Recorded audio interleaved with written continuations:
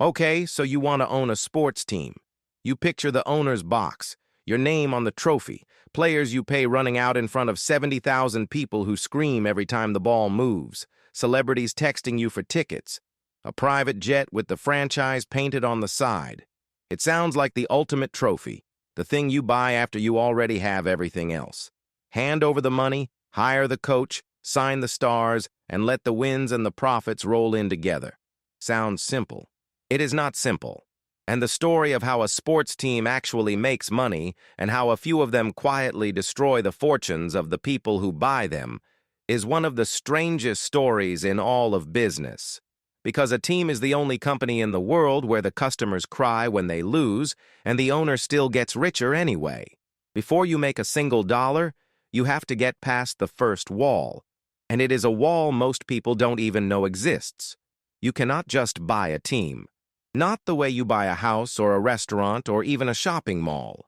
In the biggest American leagues, the teams are not really companies competing against each other.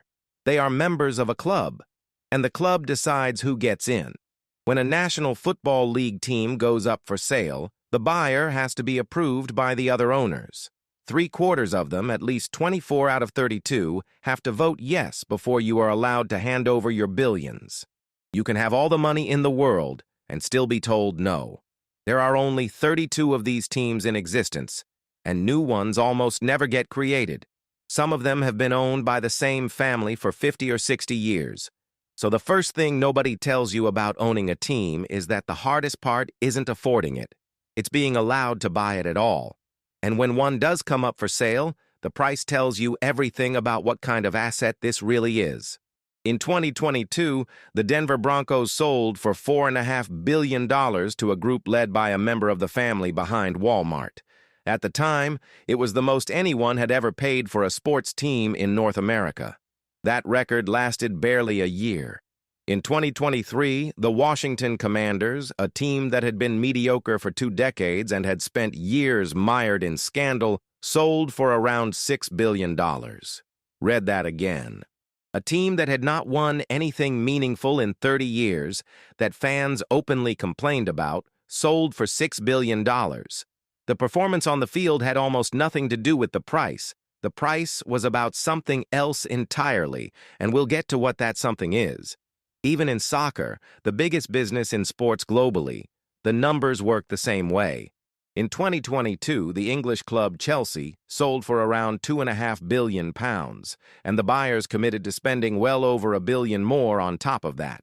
The man selling it had bought the same club back in 2003 for around £140 million.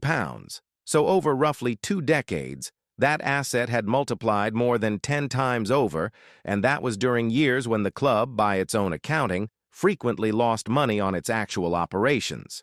That gap between a business that loses money and an asset that multiplies in value is the central mystery of this entire industry. Hold on to it. Now let's say you've been approved and you've settled on a price. Before you collect a single dollar of revenue, there's a layer of rules that catches almost every new owner off guard, and it's about debt. When you buy most businesses, you borrow most of the money. You put down a fraction, and the bank funds the rest. That is how leveraged buyouts work across almost every industry. But the leagues don't allow that. The NFL caps how much debt any single team can carry, historically somewhere around $1 billion, and it requires that one person or a small controlling group actually owns a large chunk of the team outright with their own money. The league does not want an owner who is one bad season away from the bank seizing the franchise. So to buy a $6 billion team, you might need to show up with $4 or $5 billion of real, uncollateralized wealth, not borrowed. Yours. That single rule is the reason the pool of people who can even attempt this is measured in the low hundreds worldwide. The barrier isn't just the price, it's that you have to pay for it in a way almost no other business demands. This is why the way teams get owned has quietly changed. 20 years ago, a single very rich person or a single family bought the team, wrote the check, and controlled it. But as prices climbed past $1 billion, then past $4 and $5 and $6 billion, the number of individuals who could put that much of their own cash into one asset shrank towards zero, so the leagues adapted. Today, most big purchases are done by ownership groups, one controlling owner with the biggest stake, surrounded by a collection of minority partners who each put in smaller amounts for a slice of the upside. And more recently, the leagues have started doing something they resisted for decades. They've begun letting private equity firms, the giant investment funds that buy and sell companies for a living, purchase minority stakes in teams. For years, this was forbidden, because the leagues wanted owners who cared about the team, not just the return. But the prices got so high that they had no choice. There simply weren't enough billionaires to go around. When professional money managers, whose entire job is to spot assets that reliably go up in value, start lining up to buy pieces of your industry, that tells you something. They are not doing it for the trophy. They ran the numbers. So you've cleared all of that. You own the team. Here's where it gets interesting, because the way a team makes money is far more layered than most fans realize, and most of it has nothing to do with the games you actually watch. The first and by far, the largest layer, at least in American sports, is national media money. And this is the part that breaks the brains of people who assume the best teams make the most money. In the NFL, the league sells the television rights for all of its games together as one giant package to the networks and streaming companies. The most recent set of those deals is worth well over $100 billion, stretched across roughly 11 years. And here is the crucial part. That money is split almost perfectly evenly among all 32 teams. It does not matter if you won the championship or finished dead last. It does not matter if your city has 30 million people or 1 million. Every team gets the same enormous check. In recent years, that shared national money has come to more than $400 million per team, per year, before a single ticket is sold, before a single hot dog is served, before the team does anything at all. We actually know this number precisely because one team, the Green Bay Packers, is publicly owned by its fans and is legally required to release its financial statements. Those statements are the rare window into a business that is otherwise kept completely secret, and they confirm it. The money arrives whether you're good or not. Think about what that means. In most industries, if your product is bad, you go out of business. In the NFL, if your product is bad, you still collect more than $400 million a year just for existing. This is why it is almost impossible to lose money owning an NFL team, and why the men and women who own them will fight in court for years before they ever sell. The league built a system where the losers are protected by the winners and everyone gets rich together. Economists sometimes call it socialism for billionaires. The teams compete ferociously on the field and cooperate completely at the bank. The second layer is local revenue, and this is the money that actually depends on you. Ticket sales, or what the industry calls the gate. The premium seats, the luxury suites that companies buy for tens of thousands of dollars a season to entertain clients, the club-level seats with the nicer food, and the padded chairs. Local sponsorship deals with regional banks and car dealerships and beer brands. Unlike the national money, this is the layer where a well-run team in a passionate city genuinely pulls ahead of a badly run one. A sold-out stadium week after week, with a long waiting list for season tickets, throws off far more local income than a half-empty one. This is the layer where winning actually shows up on the books, because winning fills seats and winning sells suites. The third layer is sponsorship and naming rights, and it has exploded in the last decade. Companies pay staggering sums to attach their names to things. The naming rights to a single modern stadium can run tens of millions of dollars a year for 20 years or more. In basketball, teams now sell a small patch on the front of the jersey to a corporate sponsor, and those little patches have sold for tens of millions of dollars a year each, more than most of the players earn. Every surface, every camera angle, every replay is now real estate that can be rented to a brand. The team isn't just selling a game anymore. It's selling attention, and attention is the one thing that has only gotten more expensive as the world has gotten more distracted. The fourth layer is everything most fans never think about at all, the concessions, where a soda and a hot dog can cost more than a full meal outside. The parking, where the team owns the acres of land around the building and charges premium rates because on game day, there is nowhere else to put your car. The team stores selling jerseys and hats, the stadium tours on off days, the concerts and other events booked into the building when the team isn't playing, the restaurants and bars the owner builds right next door. For some franchises, all of this ancillary income adds up to a meaningful slice of the whole, and it runs on the same logic as an airport or a mall. Once you've got a captive crowd inside your building, every step they take is a chance to charge them again. So far, the team sounds like a machine that prints money from 4 directions at once, protected by a league that guarantees you can't lose. Now, here's the other side of the ledger, and it is enormous. The single biggest cost by a wide margin is paying the players, and this is where the American leagues do something that, again, almost no other industry does. They cap it.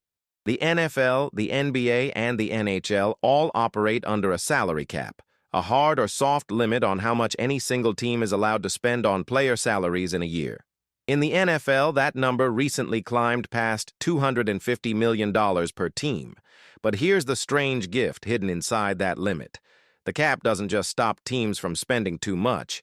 It guarantees that no matter how desperate an owner gets to win, they physically cannot spend themselves into ruin on players. The rich owner arms race is capped by rule. Every team spends roughly the same on talent so the competition stays close and the profits stay protected. The salary cap isn't there to protect the fans.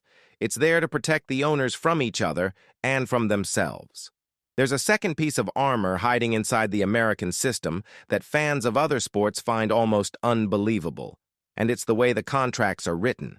In the NFL, most player contracts are not fully guaranteed. A team can sign a star to a deal that sounds enormous, and then, if that player gets hurt or stops performing, simply cut him and walk away from most of the money still left on the paper. The headline number is not what the team is actually committed to pay. Compare that to soccer, where contracts are fully guaranteed. If a European club signs a player to a 5-year deal, and that player is injured in the first month and never plays well again, the club owes every penny of those 5 years anyway. The player can be sitting at home, and the wages keep flowing out the door. That one difference, guaranteed versus not, is a huge part of why an American owner is so much harder to bankrupt than a European one. In one system, a bad bet on a player can be cut loose. In the other, a bad bet chains itself to your balance sheet for years. Then come the costs that don't fit in a cap. The coaching staffs, the scouts, the medical teams, the analytics departments, the travel, chartering entire aircraft to fly 100 people across the country every week during the season, the front office staff, and looming over all of it, the single most dangerous number in the entire business, the stadium. Here's the trap almost nobody sees coming until they own the place. The building the team plays in can cost more than the team itself. A modern top-tier stadium can run anywhere from $2 billion to $5 billion to build. When one NFL owner built a new stadium for his team in Los Angeles, largely with his own money, the final cost came in around $5 billion. That's more than the entire Denver Broncos sold for. For most of the 20th century, owners solved this problem by getting the public to pay for it. A team would threaten to leave town unless the city built it a new stadium with taxpayer money, and terrified of losing their beloved team, cities often agreed, floating hundreds of millions of dollars in public debt for a building that a private owner would then profit from. That deal has gotten harder to pull off as voters have grown angry about it, which means more owners now have to fund these buildings themselves, and a $5 billion construction bill can swallow a decade of profits. But here is the counterintuitive part that separates the smartest owners from the rest. For them, the stadium isn't a cost. It's the real business. When an owner controls the building, they don't just collect ticket money on the 18 or so days a year their own team plays. They collect the naming rights, the parking, the concessions, the suites, the sponsorships on the walls, and the rent from every concert and event booked into the place the other 300 days of the year. Some owners have gone further and bought up all the land around the stadium, too, building hotels, restaurants, offices, and apartments, turning a sports venue into the anchor of an entire neighborhood they own. The team fills the seats. The real estate collects the money. In many cases, the franchise on the field is almost a marketing engine for a property empire wrapped around it. Now, if all of this is so protected, where does it ever go wrong?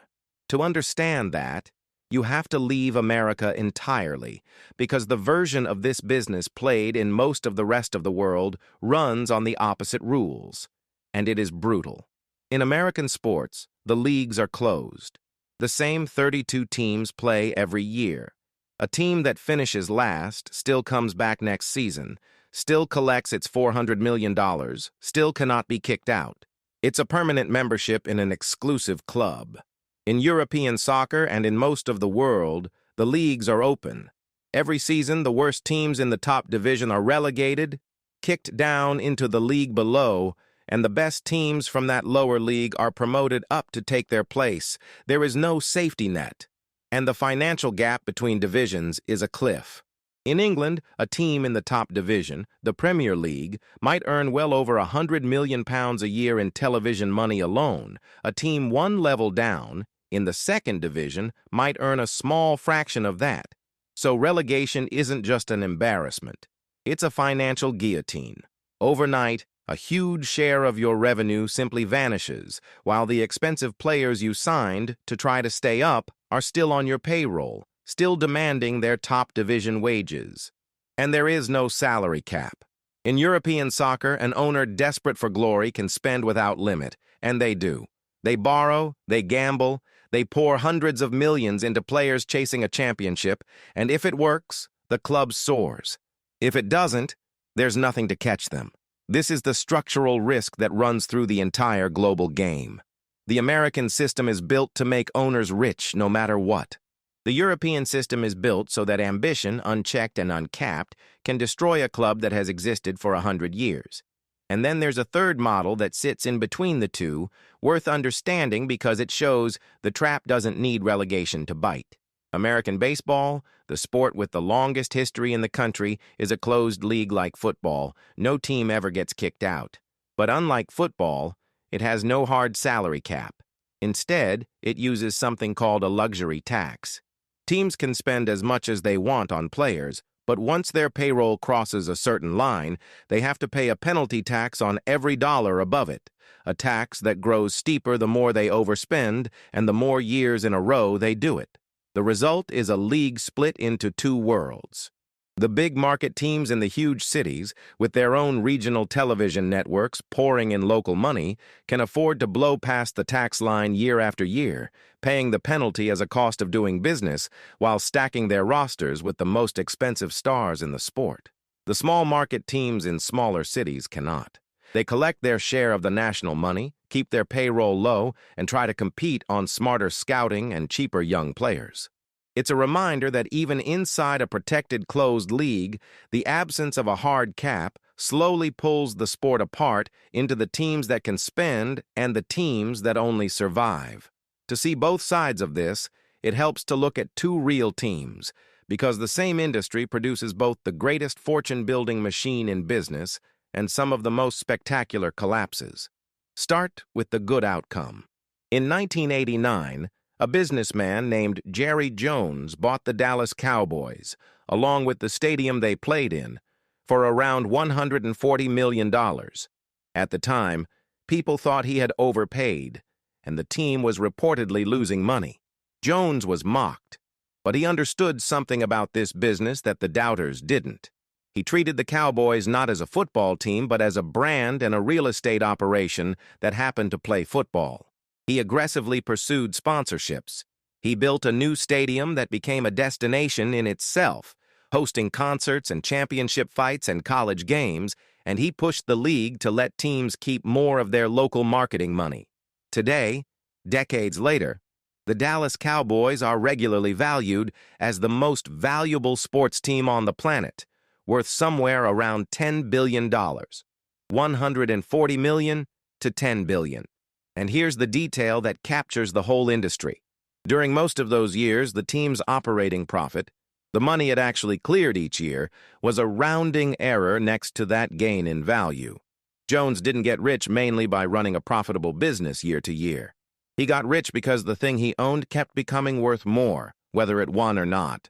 Now the other outcome, and for this we go back to England, to a club called Portsmouth. In 2008, Portsmouth won the FA Cup, one of the oldest and most prestigious trophies in world soccer. They were in the Premier League, spending big, signing international stars, living what the fans called the dream.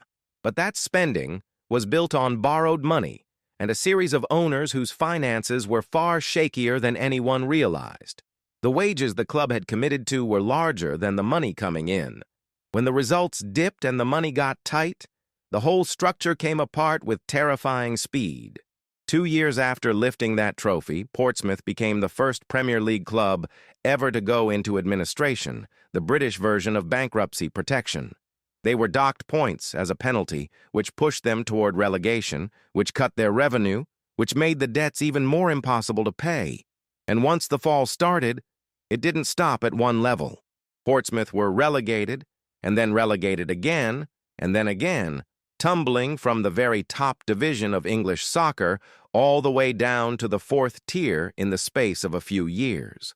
A club that had been champions of the Cup was now playing in front of small crowds in the lower leagues, its stars long sold off, its finances in ruins. The team didn't collapse because soccer stopped being popular. It collapsed because it had spent as if the good times were guaranteed, in a system specifically designed so that they never are. That is the structural truth underneath this entire global business. In a closed league with revenue sharing and a salary cap, the floor is high and the owner is protected from their own worst instincts. In an open league with no cap and no safety net, the same ambition that builds a champion can, in a single bad season, pull the financial floor out from under a 100-year-old institution. Same sport, opposite economics. So this raises the strangest question in the whole industry. If so many teams barely break even on their actual operations, and some of them lose money outright, why do the richest people in the world keep fighting to buy them at ever higher prices? Why pay $6 billion for a team that might clear only a modest profit each year, if it clears one at all? The answer is the thing we've circled the entire time. You are not really buying this year's profit. You are buying the asset itself, and the asset almost never stops going up. The number of these teams is fixed. New ones are essentially never created. Demand for them, from billionaires all over the planet who want the one trophy money can't easily buy, only grows. And the media money underneath them, the television and streaming rights, has climbed relentlessly for 40 years as live sports became one of the last things on earth that people reliably watch at the same time, with the commercials still playing. That combination, permanently fixed supply and relentlessly rising demand, means the price of the asset marches upward almost regardless of what happens on the field. An owner can lose games, lose the fans' patience, even lose a little money each year, and still sell the team a decade later for billions more than they paid. The scoreboard measures the games. It does not measure the investment. There are two more forces pushing those prices ever higher, and they have nothing to do with how the team plays either. The first is expansion. Every so often, a league decides to add a brand new team in a new city, and the price of joining is staggering, billions of dollars for the right to exist. But here's the part fans miss. That entrance fee doesn't go to the league to be spent on the sport. It gets split among all the existing owners, divided up as a windfall payment for letting a newcomer into their club. So the current owners have a direct financial incentive to keep the number of teams small and the entry price high because scarcity is the very thing making them rich.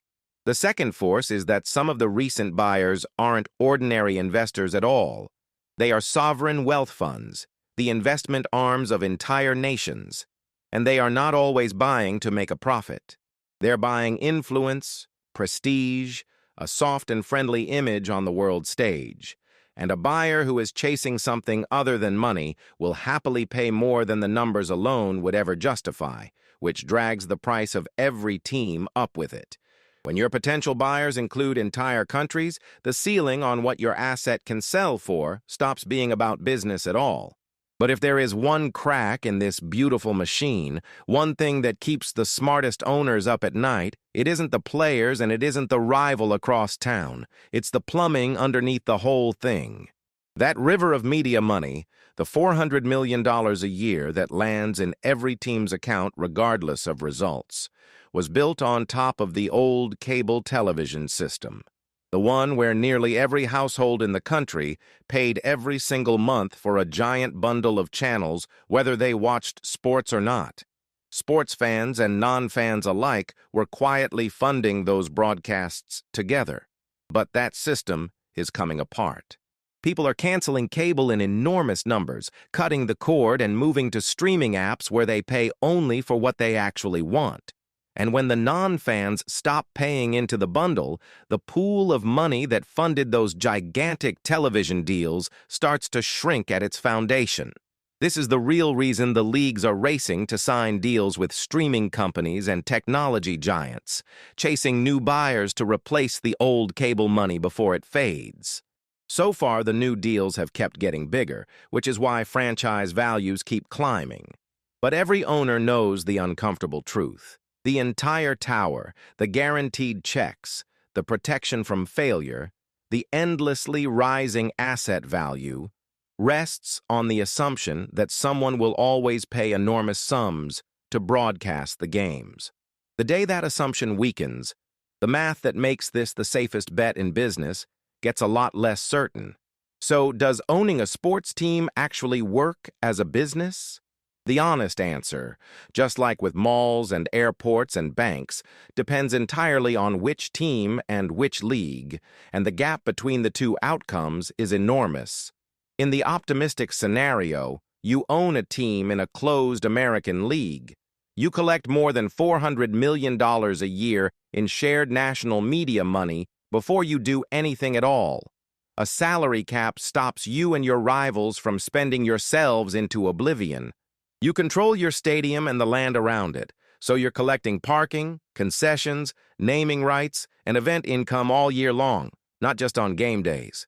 Your city is passionate, your suites are sold out, your local sponsors line up, you run at a healthy profit most years, and underneath all of that, the value of the franchise itself climbs and climbs, so that the day you eventually sell, you collect a fortune that dwarfs every year of operating profit combined.